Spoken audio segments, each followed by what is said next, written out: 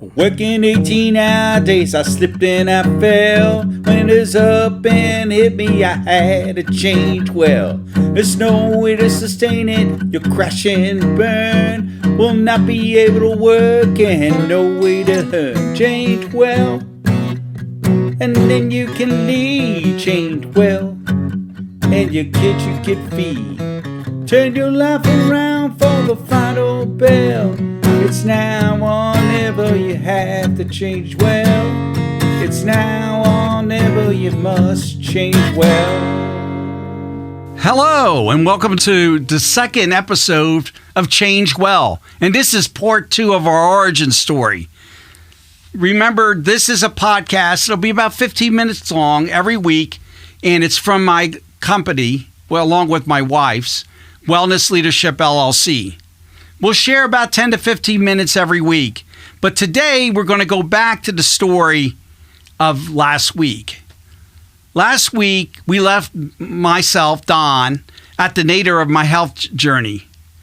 We explained how the bad habits that made me unwell helped me to change from a once fit, wannabe Elvis impersonator and fit Army officer to a 358 behemoth that fell down on the ground and had to crawl to lift himself up after work. So now, last week we learned about change unwell. I wanted to give you guys warnings. Today we're going to talk about each of those 7 habits in summary and how I changed well. Before discussing that, one of the most instrumental books in my life was a book called The Power of Habit by Charles Duhigg. If you struggle with bad behavior, drop everything and read it now. The proposition of that book is that we are creatures of habit. The book can be summed up by this quote: "There's nothing you cannot do if you get the habits right." Now, bottom line is we do at least 40% of anything by habit. Example, you wake up in the morning, you take a shower, you brush your teeth, and then you go on your day. Your routine is consistently the same, depending on what is more important to you. For me, I brush my teeth first, and every practice is triggered by event. I brush my teeth because I have halitosis because my mouth was closed all night, right? Followed by the habit, brushing your teeth, followed by mouthwash. And to gain a reward. In this case, the reward hopefully was a kiss from my wife without her turning away. First, you must realize the trigger, then the habit that returns the reward. Then you can substitute a habit for that trigger to get the same reward. You could change the intervening routine to be something well instead of unwell. You know, we are not Pavlov's dog, but we're pretty close to it. The difference with humans is we can discern the trigger and the routine and change our habits. So let's look at the 7 bad habits I had last week and how I changed each of those habits.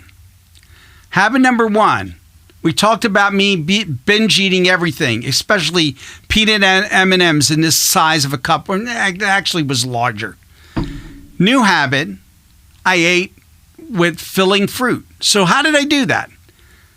The first thing is I did 3 things. The first one was I figured out, hey, how many points in Weight Watcher point terms is this? It was 27 points for 1 cup. That was my whole day's allowance of eating, okay? So that was one thing that said, okay, it gave me a purpose of not eating that many. The second thing I did try to do is I realized what the trigger was and what was the reward. The reward was I got a sugar rush, and the trigger was I was tired out because I was working so hard. So I figured out a new routine. Equidistance from my desk to the peanut M&Ms, but the other way was fresh fruit. So I changed, and when I felt the trigger, instead of going this way, I went that way. Now, it didn't work initially. I had to really make a one-way sign in front of my desk, like, go that way. But over time, that simple change stopped me from eating the peanut M&Ms and switched and substituted with a better and favorable routine of eating fruit. It wasn't easy, but once you realize what to do and you get that habit going after 2 weeks, it'll stick. Second thing was we talked about me overworking. And the new habit was delegating. Okay?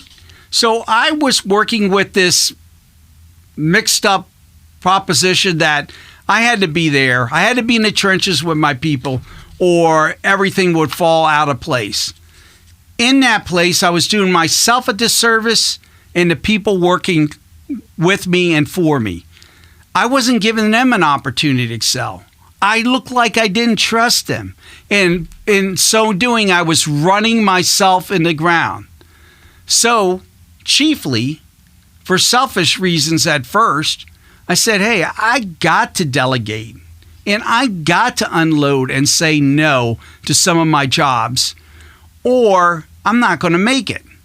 So I started adopting a new approach. I was a pretty tough boss, okay? So my new motto was mentor instead of mangle, okay? And that should have been the point at the very start. But at first, a selfish reason became an important reason to help my people. The next thing is not sleeping. That habit was terrible. I sleep more now, but still not enough. And let me tell you how I changed that. Okay, when I used to get on planes after working and went to our different sites, I would sit there, have a few drinks, listen to a podcast, get really into it. Oh, by the way, keep listening to this podcast if you're on a plane. But anyway, books, everything. So what I did was I changed that. I either, as soon as I got on the plane and I knew I was tired, to stop my mind, either, in my case, I prayed. Other people I've seen meditate. And then after a while, unless it was a really bumpy flight, I fell asleep. I got my sleep up by an hour on average, and now I'm up 2 hours. So I'm not there yet. I want to get 8 hours to sleep. I'm up to 7, but that's way, way better. The next thing we talked about is stress. Stress is a silent killer. So instead of just stressing out and worrying about it and having negative talks running through my mind, instead of a negative talk, I took a walk. The best cure for stress is exercise. And so I would exercise. And I also would try to weave a little fun in there too. So let me give you an example. When you're traveling, you're an executive, you know you're going to have a drink with your colleagues. Okay? So the best thing to do is find a place that is 2 to 3 miles away and then walk there, have your one beer and walk back. I call this thing the beer walk. And I actually do it still. And in Austin, I go and I get on Town Lake. I walk to Bangers, have an electric jellyfish. If you're ever in Austin, get that beer. And then I walk back. If you're walking, you can't drink too much. And you get your exercise and you burn off the beer. The other thing I used to like to relieve the stress, this may not be your thing, but I love to sing, so I did digital karaoke all the time. My favorite song is Father and Son. And I used to do it with an app. I always ended up singing with somebody from France. But I don't know why they love that song, but I'm always singing with those dudes. Bottom line is, figure the cure for your stress and put a new routine in there with fitness. The next thing was not going to the doctor. I went to the doctor. And I'm going to put a little corollary on this thing. You don't only go to the doctor. If you still feel bad, you press the doctor. So the first time I went to the doctor, I'm 358 pounds. I said, okay, this blood work's going to show everything that's wrong with me. And I'm going to flunk the heart stress test and they'll help me cure. Wrong. I don't know how, but I had good cholesterol and my blood sugar was high, but not too high. I guess I just carry my weight well. And the first time I did a stress test, nothing came up. But I was persistent because I was worn out. And lo and behold, we redid the test. I did have, quite frankly, I had congestive heart failure. So I had to take medication for that. The second thing is I had sleep apnea. So what I did is I went to the doctor and I followed what the doctor said. For the next year, on every plane flight, and it was every week, I carried a CPAP machine. And let me tell you, it helped out a lot. I lost like 25 pounds at the drop of a hat, and my feet were unswollen for the first time in 2 years. Next, number 6, depression. And the biggest remedy for depression, and I know some people might need medication or counseling. For me, I found it's thankfulness. Yes, sure, I had lost my mom as we discussed last week, but there was still plenty to be thankful for. And to tell you what I do now is I capture in my thankfulness journal 2 or 3 I am statements, not like the old Saturday Night Live one, where the guy goes, I'm Stuart Smalley. I'm well enough. I'm strong enough. But I've read a few things like, I am a confident person that can lead my way out of anything. And then I write about 3 things that really make me, I can be thankful for. Just changing your attitude with gratitude can help in depression in most cases. Not all, most. We will have a special episode, and I want you all to stay tuned on this, near Thanksgiving, where I think you will all like it, about how to give thanks. Last bad habit I had, I wasn't drinking water. We talked about I was drinking, I had 7 Coca-Colas a day and 3 coffees. Okay? I had to change that.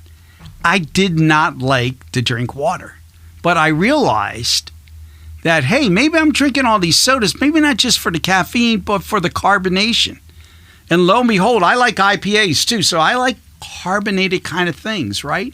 So I changed to get a soda stream, and instead of drinking Coca-Cola, I started drinking soda stream sparkling water with a splash of lime or some of the water enhancers. So these are the 7 summary. These not all the habits, because then we would have 2 podcasts. There's tons of them, and I still got to get into how I changed my mindset and all that. But after you change these habits, you can do anything. Like Charles said in his book, The Power of Habit. You could change anything. I lost 178 pounds in 1 year. I did not get surgery. I did not take any kind of drug or support. I just ate right, changed my habits, and found a family in Weight Watchers and some other programs that really, really helped me. And so now you see the picture of the spry Elvis that returns, and I'm sitting here in Nashville, pretty close to the home of Elvis in Memphis, and I am at the same exact weight I was at the academy. So that is it. That's what we wanted to tell you about the second part of the story. And next week will be our podcast that will dive in deeper to some other things you need to do.